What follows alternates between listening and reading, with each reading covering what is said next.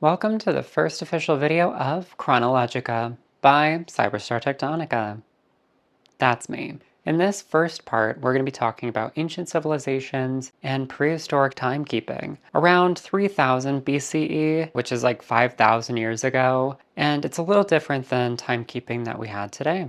So in the early days, prehistoric timekeeping started out primarily by using celestial bodies, sun, moon, stars. We didn't really keep track of hours, minutes, days, mostly seasons.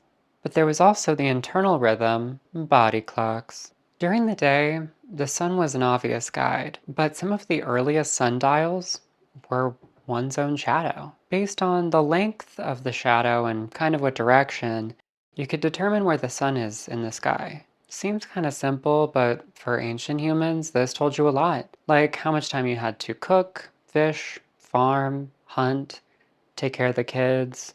Basically how much time you had in the day before you went to bed. At nighttime, people turned to the moon and some of the brightest stars, like Sirius, which became kind of a celestial marker for planting, harvest, and flooding. And this was seen across many ancient cultures. Some ancient groups even created monuments to the heavens. You have Nabta Playa in southern Egypt, which were Neolithic structures that marked solstices, and Warren Field in Scotland, which was a Mesolithic lunar structure, lunar calendar, which anchored months towards like the solstices. Mesolithic and solstices in the same sentence?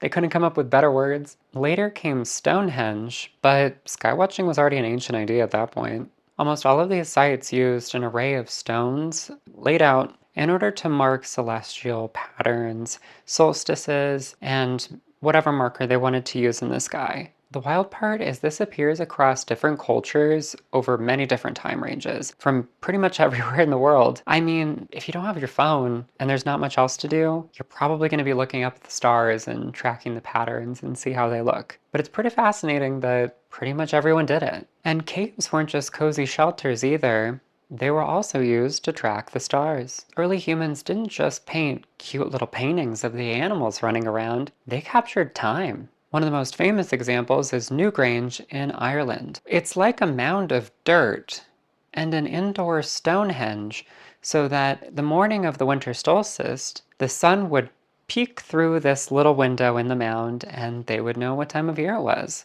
And the sun literally shows up just once a year through that one hole. It's pretty crazy to think that 5,000 years ago, humans could aim the sunlight through a giant mound of dirt and know what time of year it was. And they did it on purpose. But one of the more interesting types of timekeeping in the ancient times wasn't all about looking at the stars. It was about focusing on the body. And I think we should call it body time. Body time includes our circadian rhythm, menstrual cycles, and something called calendar bones. The first two are pretty straightforward. When it's bright outside, hormones wake you up.